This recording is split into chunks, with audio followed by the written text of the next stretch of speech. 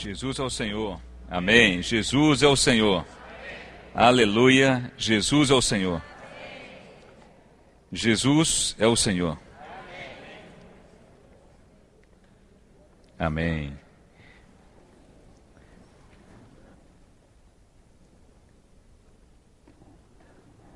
Louvado seja o Senhor por mais essa comunhão e pelo falar dele. Falar do Senhor é tudo que nós precisamos, é tudo que as famílias também precisam. E com certeza o Senhor quer falar às nossas famílias, quer falar aos pais, aos filhos, aos casais. E se tem tantos irmãos aqui, é porque nós estamos interessados em ser ajudados nessa questão. Nós queremos agradecer aos nossos visitantes, aqueles que estão aqui, que foram convidados e tão atenciosamente atendeu, ao convite. Então, certamente, o Senhor tem uma palavra para você também. O Senhor quer entrar na sua casa. O Senhor quer mudar a sua história. Se nós abrirmos nosso coração ao Senhor, nós estamos dando a chance mais importante que alguém pode dar para uma outra pessoa interferir na nossa vida. A única pessoa que de fato pode interferir na nossa vida é o Senhor. Esse texto que eu vou começar lendo, ele não estava no script não. Então, eu quero apenas aqui começar essa nossa comunhão lendo essa parte que está em Atos capítulo 16.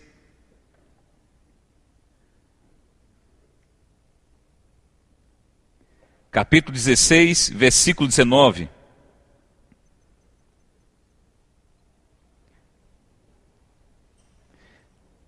Diz assim: vendo seus senhores que se lhes desfizera a esperança do lucro, agarrando em Paulo e Silas, os arrastaram para a praça, à presença das autoridades.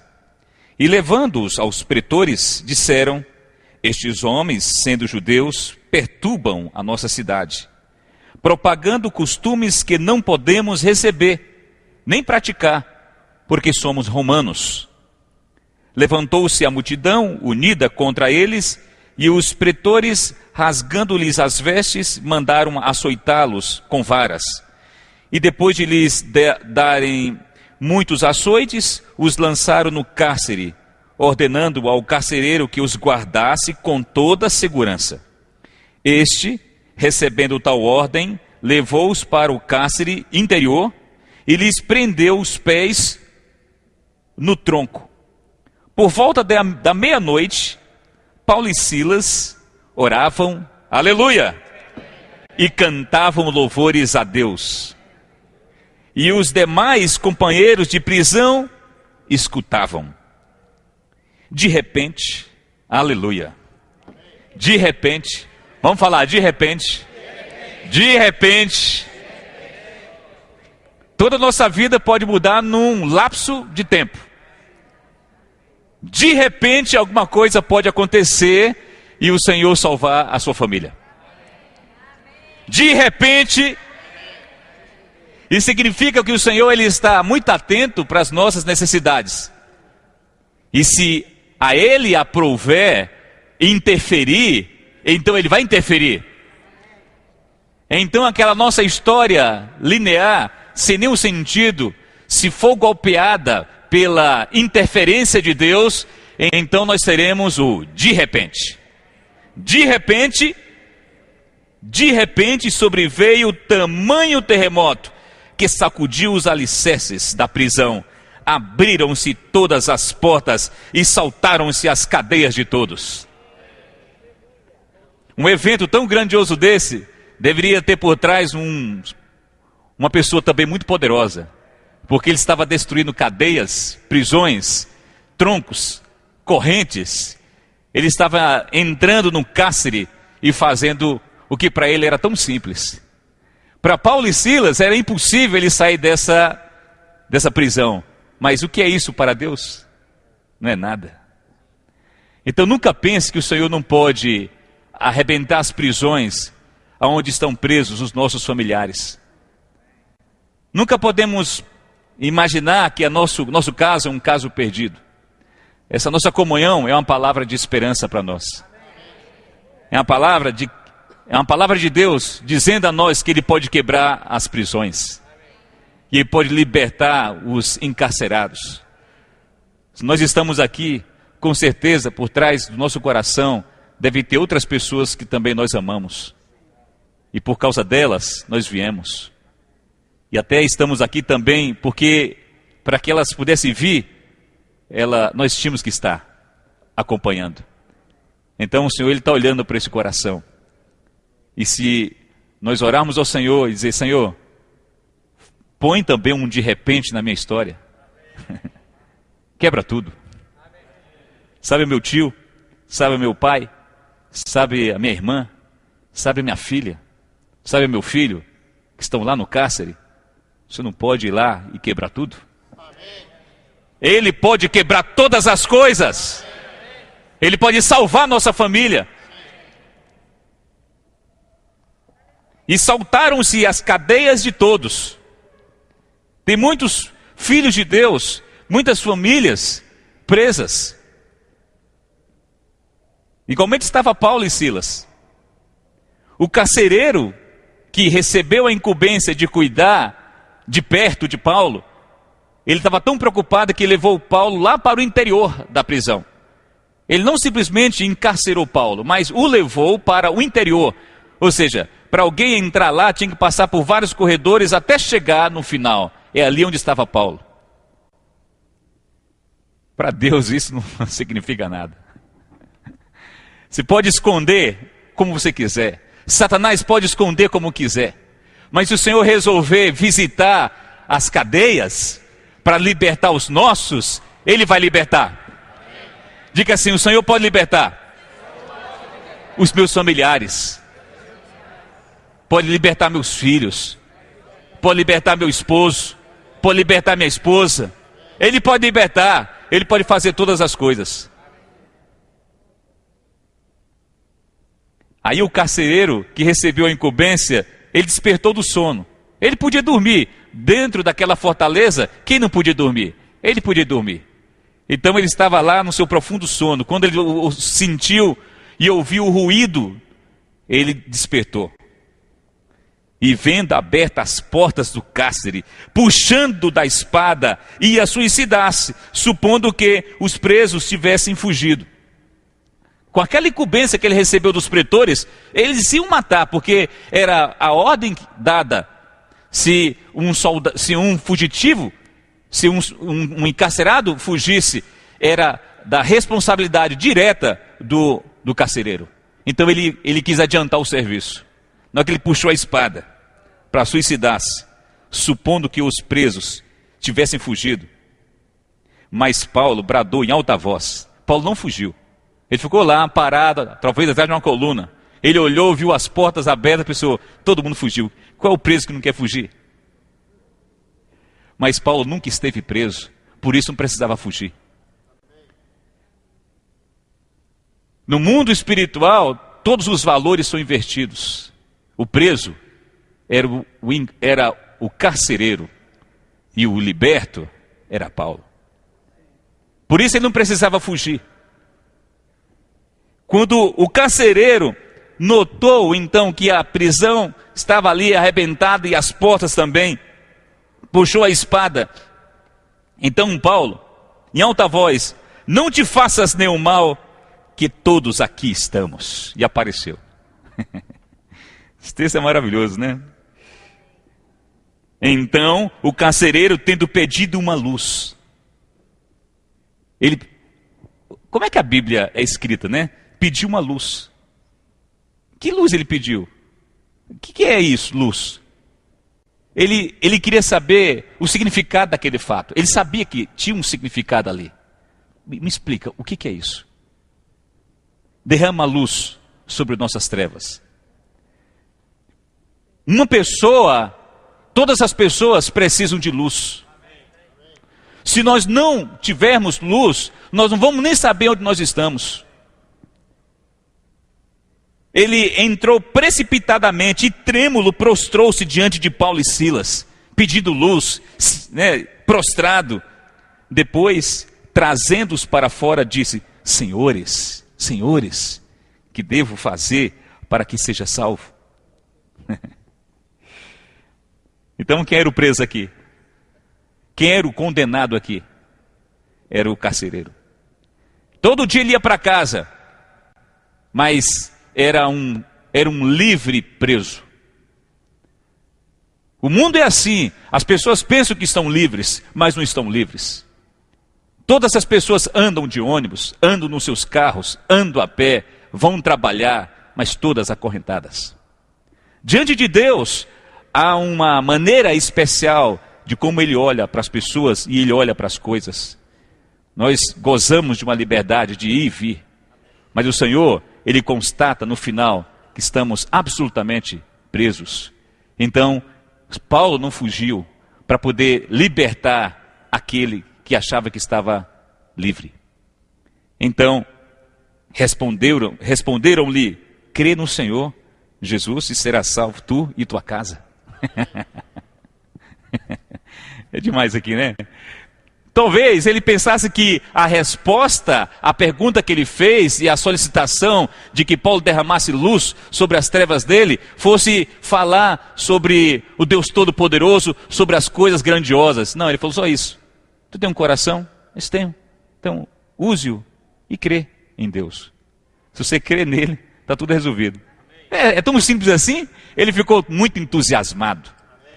Deus, Ele quer salvar a nossa família. Deus quer salvar a nós mesmos. Deus quer salvar nossos filhos. Nós temos que crer. Crê e será salvo tu e tua casa. Aqui tem um princípio importante. Ora, quem estava recebendo o evangelho não era a esposa do carcereiro, nem eram os filhos do carcereiro. Mas por que logo depois que ele passasse a crer no Senhor, por que isso teria uma interferência na família dele? Porque para o Senhor salvar uma família, Ele precisa primeiramente de uma pessoa. Para o Senhor entrar numa casa, Ele precisa de uma pessoa. Se tiver uma pessoa, então Ele tem acesso àquela casa. Se você é essa pessoa, então o Senhor tem acesso à sua casa. Deus tem acesso à sua casa por meio de você. Será salvo tu e tua casa? E lhe pregaram a palavra de Deus e a todos os da sua casa. Ora, então significa que o carcereiro pegou aqui Paulo e Silas e levou para casa. Deixou a prisão, deixou os presos, não estava mais nem aí. Ele não temeu mais nada. Ele entendeu que ali estava em jogo o futuro dele. Quando você percebe a necessidade da salvação, tudo mais fica insignificante. O que é o trabalho? O trabalho é simplesmente uma ferramenta por onde o Senhor abre um celeirozinho para nos colocar arroz e feijão na mesa. É isso que passa a significar o nosso trabalho e todas as coisas depois que você sente a necessidade de salvação. Ele deixou tudo. Cadê o temor da morte? Cadê o temor dos pretores? Ele passou a desconsiderar tudo por causa do significado da salvação. Então, se Paulo foi até a casa do carcereiro e ali levou a salvação para os que estavam na casa, então significa que a salvação nunca chegou naquela casa por causa de quem? Do carcereiro. O carcereiro, ele não guardava apenas o cárcere, mas guardava a sua casa de não receber também a salvação. Nós temos que ver se nós não somos o pivô que impede da salvação alcançar os nossos. Às vezes o nosso testemunho não é positivo. Às vezes o nosso testemunho não é adequado. O nome disso é uma pessoa na frente da outra que está impedindo o Senhor de salvar. Porque as pessoas precisam de uma referência. E a referência das pessoas somos nós que primeiramente cremos no Senhor. Então, nós temos que levar Paulo e Silas, que representa a palavra de Deus, para a nossa casa. Quando Paulo e Silas começaram a falar, toda a casa ali foi iluminada e as pessoas creram e foram salvas. Naquela mesma hora da noite, cuidando deles, porque eles estavam todos, feridos, cuidando deles, lavou-lhes os vergões dos açoites, a seguir foi ele batizado e todos os seus. Imagina. Paulo, ele ia batizar, mas na hora que talvez fizesse menção de buscar água, ele estava lá com as costas, cheio de vergões. Ele deve ter olhado, deixa eu cuidar de você primeiro. Aí foi lá, cuidou, e depois ele foi salvo. Então é um texto muito belo, com um significado espiritual profundo. Nós temos que olhar para esse texto e dizer: Senhor, fala mais ao meu coração isso aqui. O que significa esse carcereiro? Ele estava aguardando apenas mesmo aquela prisão? Ele também não estava impedindo de a salvação entrar na própria casa dele?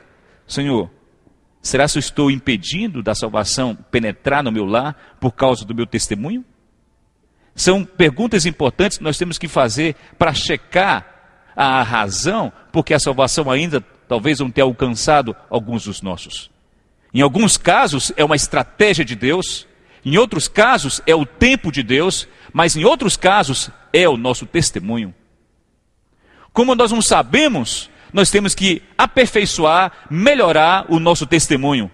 E se nosso testemunho ele for um testemunho digno da nossa vocação, então deixemos a questão para a estratégia de Deus e para o tempo de Deus. Quanto a nós temos que guardar o nosso testemunho, dando toda a condição, sendo a pessoa certa, na hora certa, na casa certa, no quarto certo, para poder levar a salvação para aqueles que estão dentro da nossa casa. Aqueles que não foram salvos estão muito próximos da salvação. Você está perto deles, não está? Então eles estão perto da salvação. Senhor Jesus. Bom. Então, levando-os para a sua própria casa, lhes pôs à mesa e com todos os seus manifestavam grande alegria por terem crido em Deus. Aleluia! E com todos os seus manifestava grande alegria. Grande alegria. Por quanto tempo aquele soldado ficou sem sorrir, hein? Muito tempo. Quem trabalha mexendo com coisas muito negativas, pessoas em estado de sofrimento, eles são pessoas mais fechadas, porque eles são golpeados dia a dia com aquele enxurrada de situações negativas. Então ele tinha que bater em pessoas, tinha que prender pessoas, tinha que guardar justos, porque veio uma ordem para que pessoas fossem presas, e ele tinha que guardar um justo na prisão. Isso não gera alegria no seu dia a dia, mas na hora que ele tocou na salvação, ele passou a rir, passou a sorrir. Sabia que quando a salvação chega na nossa casa, há um motivo muito grande para nós termos uma vida cheia de alegria?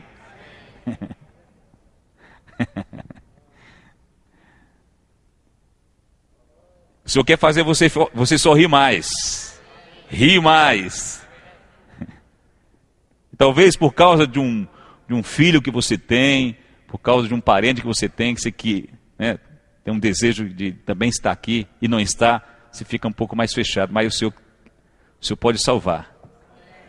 O Senhor quer dar alegria para todos nós. Jesus é o Senhor.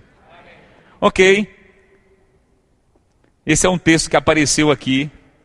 Agora vamos para os textos que a gente tinha programado. Jesus é o Senhor. Nós colocamos esse tema, salvação da família, uma palavra para os cônjuges, pais e filhos.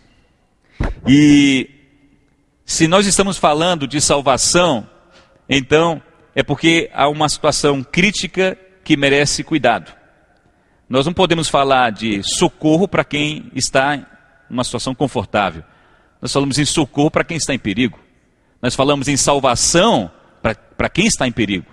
Então, se o tema é a salvação da família, deve estar acontecendo alguma coisa em torno das famílias que careça de cuidado e, por fim, careça de salvação. Nós podemos imaginar que as coisas estejam perfeitas, mas aos olhos de Deus há uma situação crítica. O mundo todo hoje passa por uma crise, olha, como nunca. Crise social, crise dos governos, crise na família. Não são poucas as famílias que estão sendo afetadas. Muitas famílias afetadas.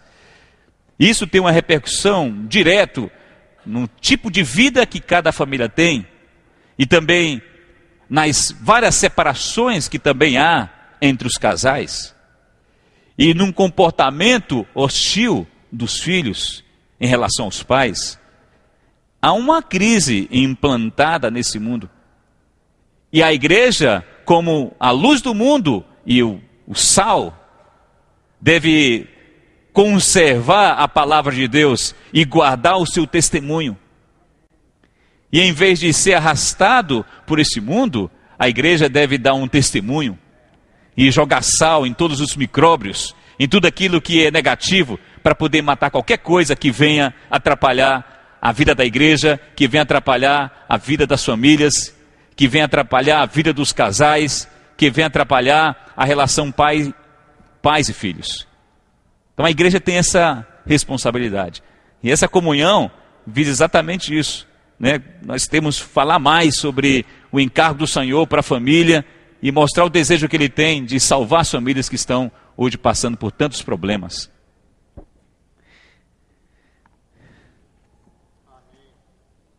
O livro de Gênesis é bom porque é o livro que trata dos começos.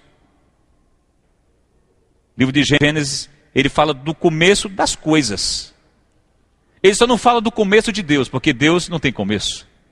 Mas ele fala do começo do mundo, do começo do pecado. E fala também do começo da família. Mas também fala do começo da degeneração da família. Fala do começo de muitas coisas. E a família, logo no início, não tinha nem começado a sua carreira ainda, já apresenta um problema.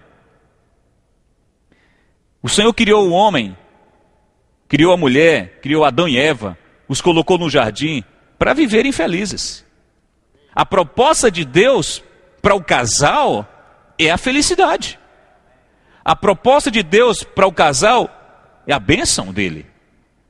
E significa que Deus quer abençoar todas as famílias. Deus quer abençoar a sua família, porque é isso que está no coração dele. Eu não sei quem já teve a experiência de levar para casa um presente, você põe no bolso, você chega lá para dar o presente, mas o filho, antes de você apresentar o presente, agiu de forma tão esquisita que você teve que guardar o presente. Já aconteceu isso comigo.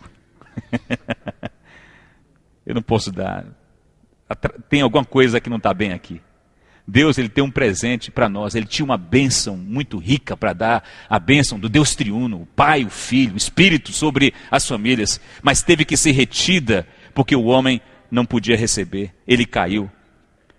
Mas Deus, ele quer que as famílias percebam a necessidade de receber sua bênção, de receber a sua palavra, de receber sua presença. Deus, ele quer abençoar as famílias, quer nos abençoar, quer abençoar a igreja em Brasília, quer abençoar esses convidados que estão aqui. O Senhor quer abençoar, porque ele é cheio de bênção e ele tem prazer em dar bênção. Quando um pai dá alguma coisa para o filho, quando o filho começa a abrir aquele pacote, às vezes é muito mais bonito aquele papel vermelho que você põe para chamar atenção, do que o próprio presente que é minúsculo, que está lá dentro de uma caixa, dentro de outra caixa, dentro da caixa, querendo manter a surpresa, mas é o presente que é pequeno mesmo. Mas é bonito ver a criança esganando aquilo ali. Deus também, ele quer que a gente tenha a mesma avidez pela sua bênção. Ele quer nos dar bênção, ele quer nos abençoar, então devemos agarrar a bênção do Senhor. Se a bênção do Senhor está nas reuniões, se a bênção do Senhor está na palavra, se a bênção do Senhor está no grupo familiar, então nós temos que estar ali desembrulhando tudo isso para receber a bênção do Senhor. Não deixe de receber a bênção de Deus. A bênção de Deus está nas pequenas coisas. Mesmo agora, nessa noite, o Senhor está nos abençoando. Quem está recebendo a bênção de Deus, diga amém. Mas Adão e Eva, eles tiveram dificuldades e trilharam um outro caminho. Um caminho de querer ser igual a Deus no que diz respeito ao conhecimento. E perderam a bênção. Aqueles que foram levantados para poder guardar o jardim e cultivar, agora quem estava guardando era um querubim. A incumbência que era para Adão foi dada agora para um querubim, porque ele se tornou incapaz de guardar o jardim dele. Então um ponto importante para os casais é que o Senhor nos incumbiu e nos deu uma responsabilidade de guardar a coisa mais importante dessa terra, que é o nosso casamento. Nós temos que aprender a guardar o nosso casamento, guardar o casamento. Marido e mulher, guardando um ao outro, guardando os filhos, guardando o jardim de Deus. Isso é importantíssimo. Nós não podemos vacilar como vacilou Eva, que foi despertado na sua curiosidade. A estratégia que Satanás utilizou para Eva não cairia tão bem a Adão, porque o homem não tem tanto essa questão da curiosidade. Mas quando você fala com o sexo oposto ao de Adão, e diz assim, olha, eu tenho um segredo para te contar. O quê? Peraí, o quê? Você vai conhecer tudo. Tudo? Tudo mesmo? Tudo. Saberá tudo como Deus. E Adão estava lá. Agora, se ele quisesse fazer Adão cair, talvez ele dissesse, e vou dar para você uma concessionária.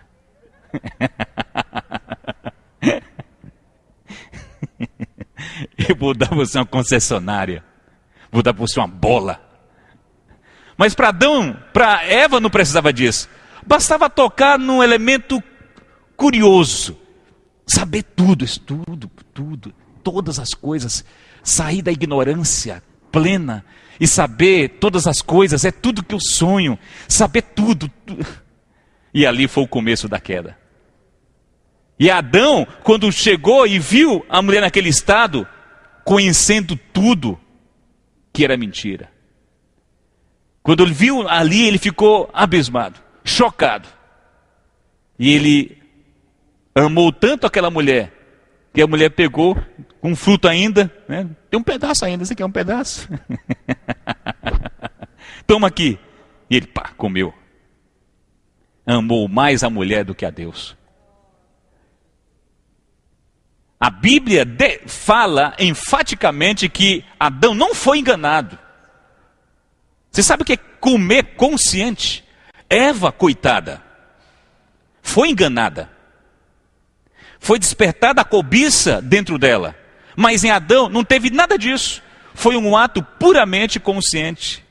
Ele resolveu desobedecer a Deus e comeu do fruto da árvore do conhecimento do bem e do mal. Isso foi a ruína para o primeiro casal. Então nós vimos aqui a história do primeiro casal.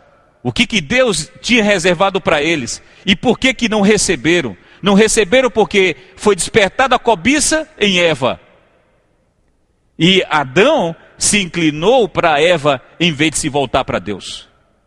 Os maridos devem amar profundamente as mulheres, mas nunca mais do que a Deus. Nunca. Nunca mais do que a Deus. E um princípio importante, as irmãs não podem ficar sozinhas. As mulheres não podem ficar sozinhas. Foi exatamente nesse hiato, nesse breve momento em que Eva estava sozinha, que o inimigo se aproveitou. Então não demole, não dê espaço. O marido deve marcar a mulher. Num bom sentido. Para onde você vai? Aí eu vou também. Tem marido que não gosta de andar com a mulher. Não é bom. É bom andar. Não deixa sozinho. Nesses shoppings da vida, há muitas ofertas sendo oferecidas. Nos trabalhos da vida, tem muitas coisas sendo oferecidas, que pode tocar nessa parte frágil da mulher. Então, o que nós temos que fazer? Acompanhar. O marido deve acompanhar a esposa, deve ser um com ela, deve estar perto dela. Adão não podia ter dado aquele espaço. Então tem um ponto importante. Aqui são princípios importantes para o casal. E o capítulo 3, versículo 24 diz que ele foi expulso. O homem colocou querubins ao oriente do jardim do Éden e o refugiu de uma espada que se revolvia para guardar o caminho da árvore da vida. Olha esse texto aqui. O homem que foi colocado no jardim para guardá-lo, agora precisava ser guardado. O jardim precisava ser guardado dele. Imagina isso. O jardim que foi colocado para o homem, para ele guardar, agora o jardim precisava ser guardado dele. Adão tornou-se um perigo para aquele jardim. Porque agora já tinha dentro dele o pecado.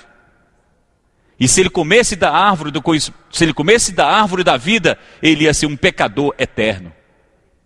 Por isso Deus, não, põe um refúgio, uma espada, um querubim, não pode deixar. Não pode deixar ele passar. Ele vai querer passar, mas não pode passar. Está expulso. Ele perdeu sua incumbência. Todos os casais precisam restaurar sua incumbência de guardar e cultivar o jardim. E se alguma coisa aconteceu, podemos ter um novo começo. Dizer, Senhor, eu errei. Porque o Senhor, Ele deu chance para Adão. Ele estava lá, Adão, onde tu estás? Quando ele encontrou Adão e Eva, os dois estavam se escondendo entre aquelas folhas. E o Senhor, Adão, o Senhor sempre é assim, Ele é cheio de amor. O Senhor nunca vem para nos matar. Ele sempre vem para nos dar uma chance. Toda vez que você ouvir o seu nome, o Senhor chamando o seu nome, saiba que tem uma ponte para você poder fazer a travessia. E essa travessia é para você receber a salvação. Não tema quando você ouvir o Senhor chamando o seu nome. Porque é o chamamento para dar para você a salvação. É o chamamento para restaurar a sua vida.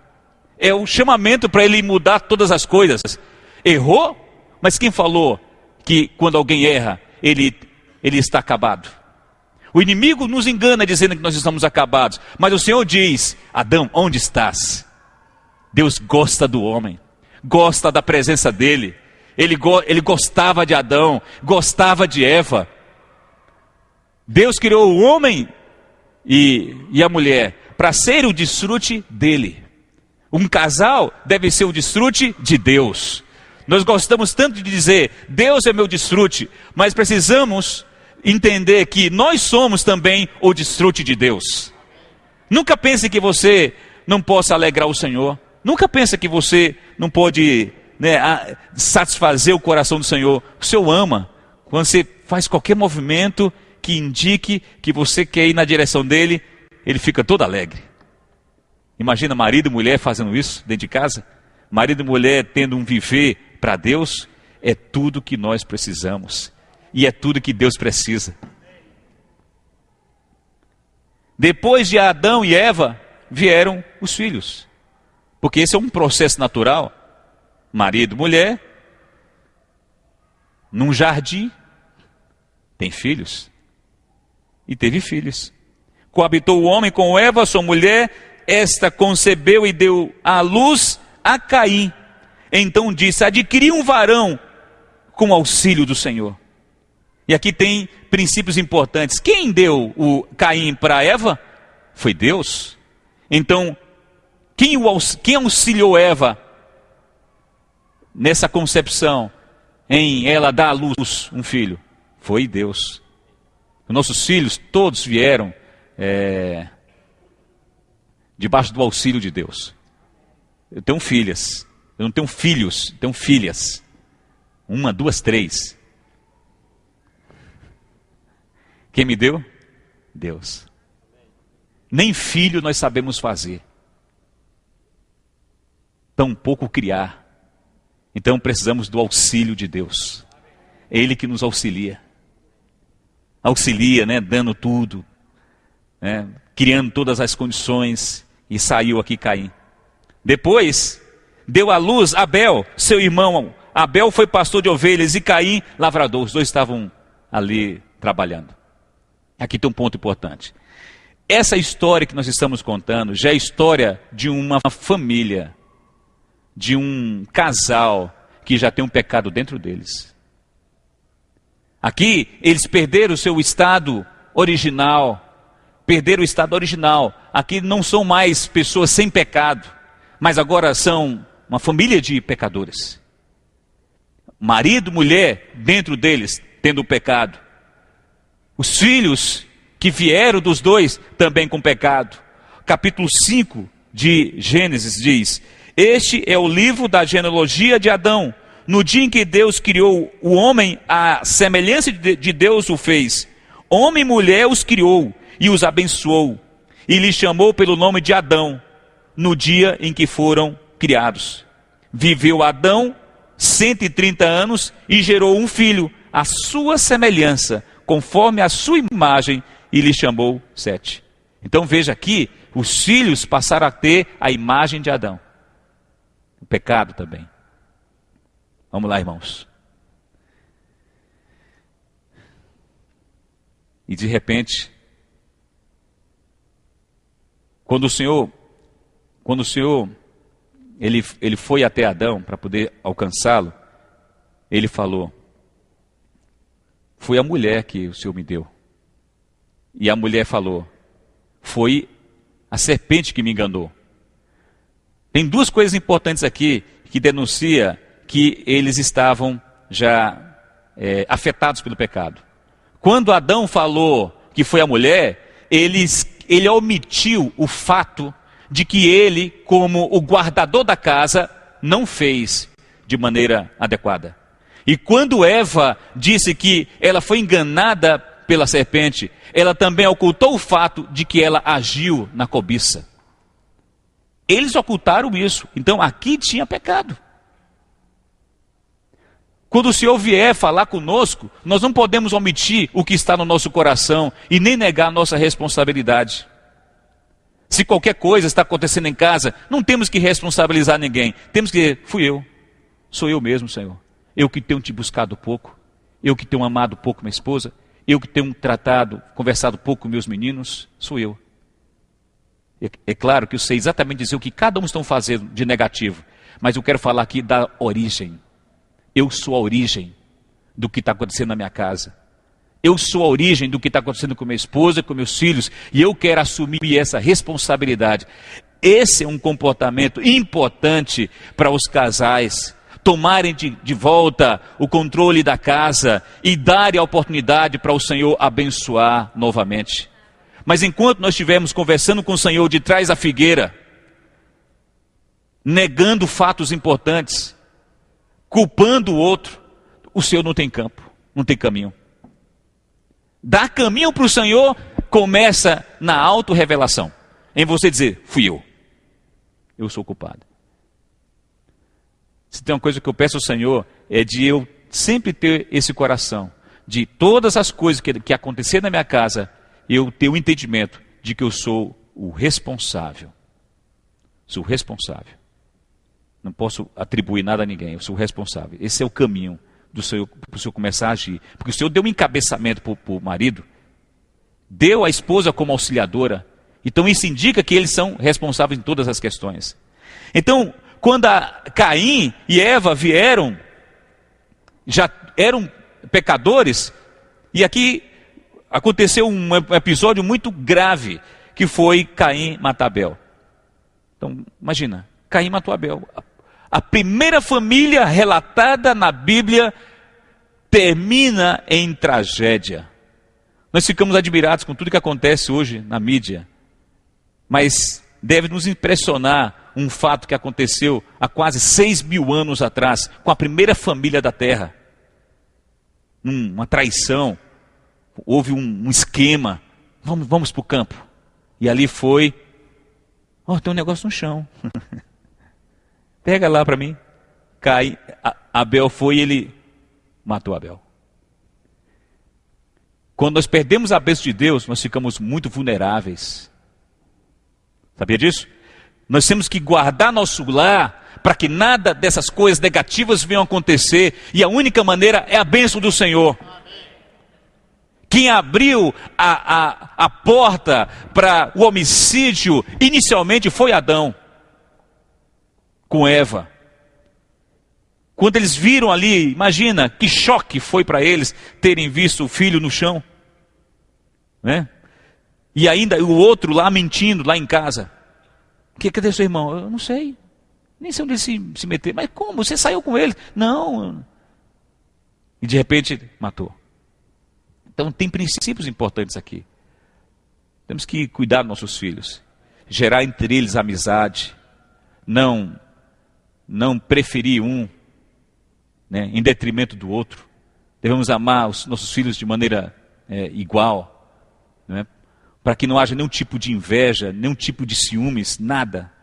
Então essas coisas são importantes para nós guardarmos nosso lar. Depois que Caim matou Abel, e o Senhor foi até Caim para poder interrogá-lo, ele também perguntou onde estava ele. E em vez de ele confessar o pecado, ele criou uma cidade à parte de Deus. Essa história, ela é muito triste. Porque aqui mostra uma pessoa que errou, né, mas em vez de ele se voltar para o Senhor e se arrepender, ele criou uma cidade. E pôs o nome da cidade do filho dele, né, Enoque. Enoque vai ser chamado essa cidade. E ali passaram a ter a vida separada de Deus. Veja, primeiro casal falhou. Primeira família falhou. E o resultado dessas duas falhas foi uma cidade criada à parte de Deus. Então nós temos uma conclusão triste e importante também. É que esse mundo todo é uma cidade onde está refugiado ali as pessoas que resolveram então viver à parte de Deus. Podem ser edificações bonitas, pode ser uma cidade bonita, pode ser uma casa bonita, mas se ali não tem Deus, ali não passa de uma cidade de Enoque. Vivendo sua vida como quer. Mas o Senhor quer mudar essa história, o Senhor quer entrar nesse castelo, o Senhor quer arrebentar isso. Esse é o nosso cárcere, que o Senhor quer entrar para poder desfazer tudo, para poder salvar a família. Nunca podemos aceitar, irmãos, Nunca podemos aceitar viver independente de Deus. Nunca podemos aceitar viver independente de Deus. Fazer uma casa, fazer uma cidade, construir uma vida, pensar num futuro à parte de Deus. Esse é o crime dos crimes. Isso é danoso para a família. Se você chega para uma família, quais são os seus projetos? Meus projetos, bom, aqui hoje é fazer isso, daqui a 2 anos é aquilo outro, daqui a 5 anos vou fazer isso, e daqui a 10 anos eu estou aposentado, eu vou... E onde é que está Deus nessa história? É Deus, Jesus é o Senhor. É o seguinte, aí... Temos que incluir Deus na nossa vida. Nos seus planos, no seu futuro. Se você estuda, põe a Deus ali. Se você é casado, põe a Deus. Se você é pai, põe a Deus. Se você é um filho, põe a Deus. Se você é um estudante, também põe a Deus ali. Não separa isso. Não separa. Porque Deus está interessado em nos abençoar. Não podemos nos separar da bênção e da fonte. Não podemos nos separar. Porque aqui reside tudo que nós precisamos. Sucesso na vida é a bênção de Deus. Não é nada mais, tudo mais é mentira. João capítulo 8, versículo 44.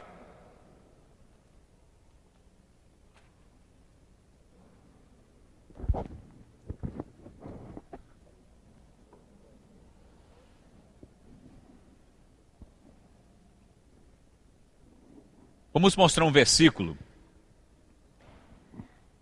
que é mais um desvendamento do que aconteceu lá atrás, do que qualquer outra coisa. Você acha que Adão e Eva, Caim e Abel, os pais, o casal, os pais e os filhos e a família, sabiam traduzir o que aconteceu ali? Não. Repetindo, você acha que o casal, Adão e Eva, você acha que os pais, Adão e Eva, você acha que os filhos, Caim e Abel, sabiam o que estava acontecendo? O que estava por trás? Poucas pessoas sabem quem é que está manuseando todas as coisas desse mundo, articulando todas as coisas, destruindo as famílias. Poucas pessoas sabem. Nós achamos que seja o nosso mau gênio. Nós achamos que seja a nossa maneira dura de ser. Nós achamos muitas explicações para dizer por que isso está acontecendo assim, por que não aconteceu daquele outro modo. Mas o Jesus, ele dá uma resposta. E acerta em cima. Versículo 44 fala: vós sois do diabo, que é vosso pai, e quereis satisfazer-lhe os desejos. Ele foi homicida desde o princípio. Olha aqui. Então significa que aquele ato de Caim tinha Satanás por trás. E jamais se firmou na verdade.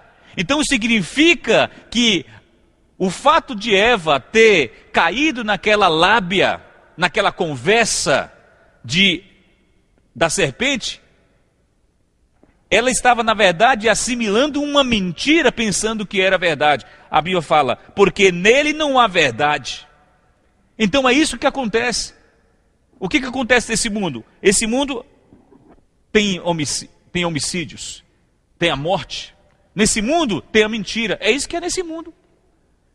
Então, por que essa comunhão ela é importante? Porque nós estamos desvendando quais são os dois eixos principais desse mundo. O eixo principal desse mundo é a morte. O segundo eixo é a mentira. E assim, famílias e mais famílias estão passando por essa terra sem perceber a necessidade da salvação. Por quê? Porque estão vivendo uma mentira. Mas o Senhor, Ele quer apresentar para nós a realidade e a verdade. E em vez da morte, que nos dá a vida. Então esses são os dois eixos principais que nós temos aqui.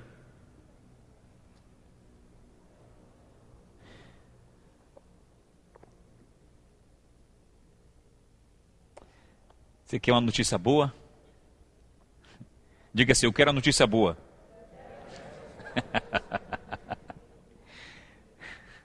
Deus pode salvar a nossa família.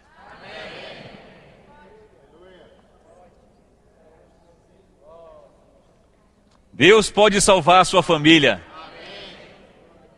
Deus pode nos tirar e tirar os nossos familiares, talvez nosso pai ou nosso parente ou o nosso filho mesmo, da morte. Pode tirar. E pode tirar do engano. Pode. O Senhor pode. Ele existe para isso. E nós estamos aqui para isso. Então, nós temos aqui 3 personagens, vou falar rapidamente para poder encerrar. O primeiro deles é Enos. Quem já viu um Enos? Eu já vi um Enos. Lá no Novo Gama mora um Enos. É filho de um irmão. E ele pôs o nome dele, do filho de Enos. Aí eu perguntei, por que você colocou o nome do seu filho de Enos? Porque Enos na Bíblia significa frágil e mortal. E eu sei que meu filho é frágil e mortal. E quando olho para ele, eu também vejo que eu sou frágil e mortal. E isso vai me levar a invocar o nome do Senhor. Às vezes criamos filhos para combater. Tem que ser assim, tal. É muito bom que nossos filhos tenham autoestima. Mas não pode ter uma autoestima até o ponto de chegar à independência. Não. Sempre reconhecer que são meros Enos nessa terra, que precisa invocar o nome do Senhor, precisa do Senhor. Meu filho, você é muito bom em matemática? É, mas você é muito frágil, cuidado para não morrer com essa matemática. Em que você é bom? Ah, eu sou bom nisso, sou bom naquilo. Você é formado em quê? Nisso, naquilo, tal. Cuidado, filho, para não morrer com isso. Você é frágil, você é mortal. Você vai passar, você é uma sombra, você é uma nuvem, você é uma brisa. Só coisas que mostram quão fugaz é a vida humana. Só coisas que mostram como nós somos realmente frágeis e mortais. Nós temos que ensinar aos nossos filhos. Você tem que ser realmente bom na escola. Mas no que diz respeito a Deus, você tem que reconhecer quem Ele é e quem você é. Você é um menos, meu filho. Você é um menos. Você não pode sair dessa casa sem invocar o nome do Senhor. Você não pode fazer nada sem invocar o nome do Senhor. Não pode fazer essa prova sem invocar o nome do Senhor. Na hora que Adão teve um filho, Sete, depois de Sete veio Enos, a partir daquela geração eles começaram a invocar o nome do Senhor. Esse ponto é muito importante. Ao mesmo tempo que a Bíblia apresenta o início da tragédia de uma família, apresenta também o primeiro item importante para ela ser salva. E o modo de ser salvo é exatamente invocando o nome do Senhor. Vamos ficar de pé e invocar o nome do Senhor? Senhor Jesus. Oh Senhor Jesus. Oh Senhor Jesus. Oh Senhor Jesus. Nós somos Enos, Senhor. Nós somos frágeis, Senhor. Minha família é frágil, minha esposa, eu também sou frágil, meus filhos. Senhor, nós dependemos de Ti, queremos nos voltar a Ti. Senhor, quem somos nós sem o Senhor? Não somos nada. Senhor Jesus, resgata-nos, Senhor, salva-nos, Senhor. Aleluia. Senhor Jesus, pode sentar. Daí se começou a invocar o nome do Senhor. Gênesis capítulo 4, versículo 26. E a maior prova que eles eram frágeis, que o capítulo 5 é um registro das pessoas que estavam nascendo, vivendo por um pouco e morrendo. Capítulo 6 mostra a degradação do viver humano. Mas antes disso, tem uma frase que colocamos assim, ó. Quando reconhecemos nossa fragilidade, não temos alternativa senão invocar o nome do Senhor. Quando reconhecemos que a vida não passa de vaidade e vazio, não temos alternativa senão andar com Deus. Foi o próximo homem aqui, foi Enoque. Ele andou com Deus, versículo 22. Olha que versículo maravilhoso. Olha que versículo bonito. Versículo 22 fala, olha esse verbo, andar com Deus. Imagina, marido e mulher andando, né? Mas você andar com Deus é um negócio interessante, né? Com quem você anda? É importante você saber com quem você está andando. Enoque andou com Deus, isso é demais. Significa que ele não fazia nada sozinho. O versículo 21 fala, Enoque viveu 65 anos e gerou Metusalém, depois de 65 anos. Andou Enoque com Deus e depois que gerou a Metusalém, viveu 300 anos e teve filhos e filhas. Todos os dias de Enoque foram 365 anos.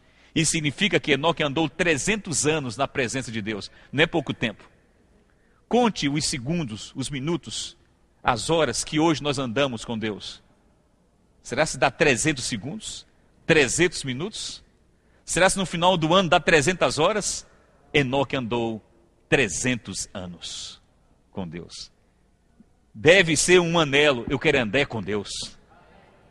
Agora, saiba de uma coisa, que se você andar com Deus, você vai deixar filhos órfãos. Porque Deus vai arrebatar você. Eles vão juntos. É a família andando com Deus. Enoque andou com Deus, andou tanto, de repente, cadê a mulher? A mulher perguntou, cadê o marido? E os filhos, cadê o marido? O Senhor já estava com o Senhor. Esse é um modelo muito bom. Então, como diz a irmã Carla, para isso não acontecer, então a família deve andar com Deus. Mas o princípio aqui devemos estabelecer: tem que ter alguém dentro da casa andando com Deus mais do que todo mundo, para servir de modelo, para servir de referência. Alguém tem que andar. Às vezes alguém não quer andar, mas você diz: eu vou andar. Na nossa casa nem todo mundo ainda é salvo. Alguns não se reúnem, outros não querem muita coisa, mas independentemente, nós encorajamos você a continuar andando com Deus. Se não tem um marido reunindo, ande com Deus. Se não tem ainda a esposa reunindo, ande com Deus. Se não tem ainda os filhos se reunindo, então, mesmo assim, ande com Deus. Ande com Deus a despeito de qualquer coisa. Porque esse é o modo deles mais tarde também andarem com Deus. Então essa história de Enoque é bonita demais. O Senhor está reservando um momento na história para arrebatar todos nós. Mas enquanto isso, nós podemos ser arrebatados enquanto estamos aqui na terra. De vez em quando, né, nossa mulher tem que nos encontrar e dizer: você não está aqui, você está no céu. Foi arrebatado. No sentido, entenda, às vezes você contata marido, contata mulher, está na carne. Se está na carne, não está no céu. Mas se você contata o marido, contata a esposa que anda com Deus, tem uma diferença. Percebe, esse aí anda com Deus, esse está arrebatado. E essa vida, um viver de arrebatamento, isso vai impressionar qualquer pessoa. A maior pregação que pode haver nesse universo, para convencer uma pessoa para ser salva, é o nosso absoluto testemunho de que nós amamos o Senhor. Isso é mais poderoso do que você saber toda a Bíblia. É mais poderoso do que você saber qualquer coisa. É você ter um viver que impressione as pessoas pelo modo como você vive. Você anda tanto, tendo comunhão, desfrutando tal, de repente, puxa, ele é sempre assim, alegre, desfrutador. Parece que não tem mau tempo para ele, parece que não tem problemas. Ele tem problemas, tem mau tempo, tem situações hostis na vida dele, ele também fica sem dinheiro, do mesmo jeito, mas tem uma diferença: ele passa por tudo isso andando com Deus. E se ele passa por tudo isso andando com Deus, então a maneira como ele reage a tudo isso também é com Deus. Por último, Noé.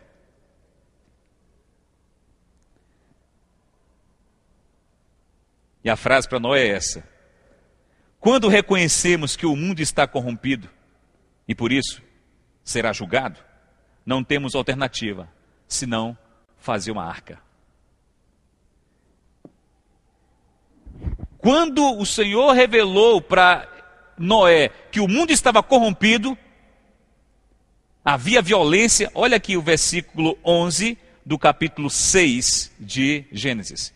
A terra estava, 6:11 de Gênesis, a terra estava corrompida à vista de Deus e cheia de violência. Ao versículo 14, faze uma arca. Só isso você falou, faz uma arca. Mas para que, Senhor? Vamos embora daqui. Aqui não é mais nosso lugar, vamos embora. Mas, Senhor, e tudo isso aí? Vai ficar tudo debaixo d'água, virá um dilúvio. Você sabe qual é o nome de...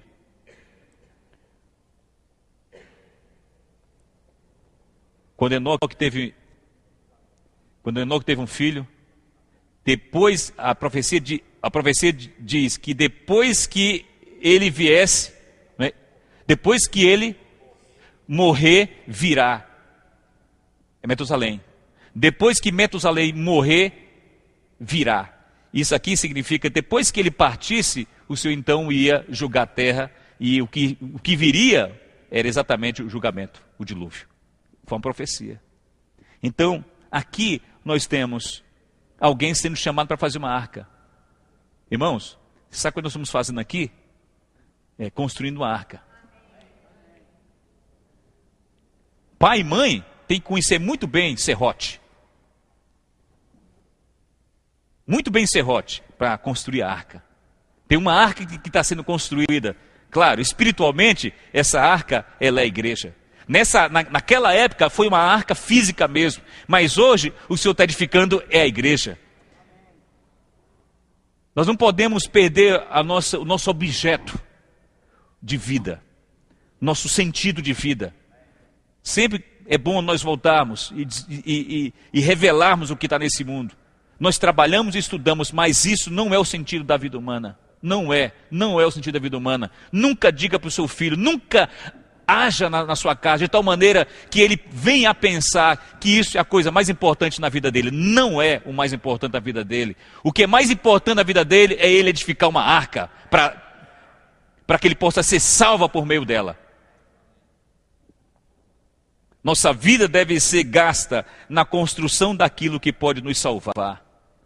E a igreja é a arca que está sendo edificada hoje. Então, Noé edificou a arca. Olha o versículo 11.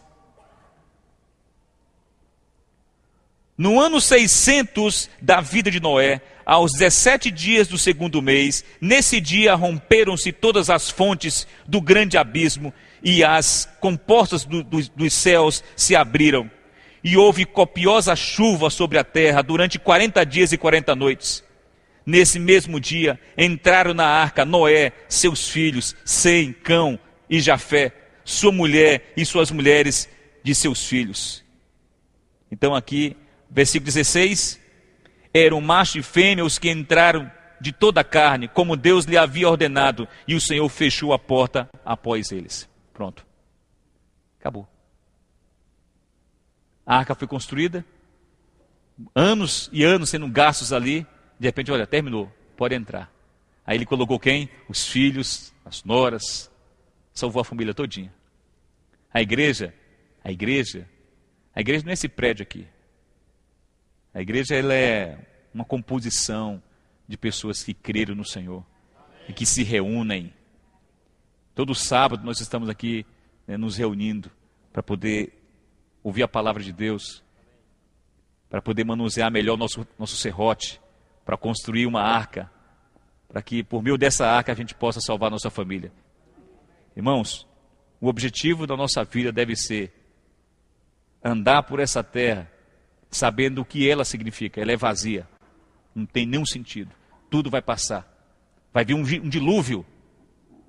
Todos esses fenômenos naturais que estão acontecendo, todos, é um anúncio de que vai ter um grande dilúvio. Mas não é um dilúvio de água como houve no passado. É o julgamento de Deus sobre essa terra. Vai ter esse julgamento. E o Senhor quer nos preparar hoje, nos dizendo que precisamos gastar nosso tempo e a nossa vida, nosso ser, nosso dinheiro, tudo que nós temos na construção dessa arca. Porque é isso aí que vai salvar nossos filhos. É isso que vai salvar nossos parentes. É isso que vai salvar as famílias. Nós encorajamos os irmãos a continuarem firmes na rocha, firmes no Senhor, se reunindo, cantando, desfrutando, porque é dessa maneira que nós estamos edificando a arca, né? Por meio da qual nós vamos ser salvos quando o Senhor vier julgar essa terra. Jesus é o Senhor. Nós tínhamos uma palavra para os casais mais específica, para os pais, para os filhos e para a família em geral. Tínhamos também os 5 grandes pilares da vida familiar.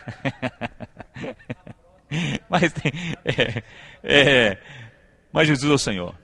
A gente está muito contente de vocês estarem aqui, terem recebido o convite, os irmãos também, que trouxeram os convidados. Nós somos realmente um povo muito feliz, né? Muito abençoado, pelo fato do Senhor nos advertir das coisas que ainda vão vir. E nos dar um caminho tão prático, né? Que é a vida da igreja, para a gente poder, por meio dela, ser salvo e ainda mais salvar nossos filhos. Jesus é o Senhor. Cantar? Vamos ficar de pé?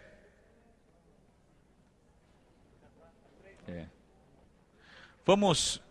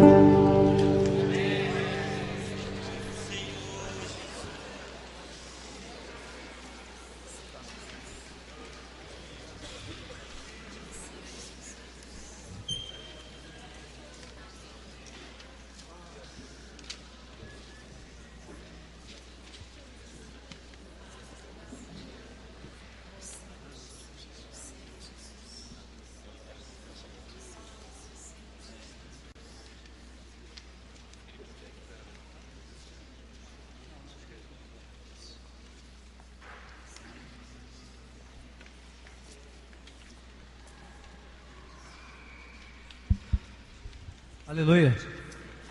Nós Precisamos agradecer ao Senhor, né, pela oportunidade que Ele nos dá sempre de ter uma comunhão, não só nas reuniões regulares da igreja, como também reuniões ocasionais, tratando de temas diferentes, assim, para que possa nos edificar a todos. Claro que não houve tempo, mas a ideia era incluir pais e filhos e os cônjuges como todo, mas o senhor foi... mas o senhor, acho que com isso ele está já anunciando que esse tema vai continuar ou em outras ocasiões, né? Mas na verdade, claro que dentro da arca tem lá todos os componentes da família, né? Então, amém, aleluia. E nós queríamos agradecer particularmente e como que pessoalmente a cada um dos santos que vieram aqui e a cada um daqueles que são nossos amigos, convidados, parentes que se dispuseram a sair das suas casas, virem ter essa comunhão conosco, e nós somos muito gratos por isso. Abrimos nosso coração para vocês e desejamos que visitem-nos em outras ocasiões, e anunciamos para cada um que todo sábado às 19h30 e todo domingo às 10 horas da manhã, as reuniões da igreja transcorrem normalmente, em todas essas ocasiões. E ocasionalmente as reuniões podem ser desse estilo que está aqui. E claro que nós apreciamos a Bíblia, que é a palavra de Deus, e também apreciamos alguma literatura, livros, livretes, um jornal, que podem nos ajudar a compreender melhor a Bíblia, a palavra do Senhor.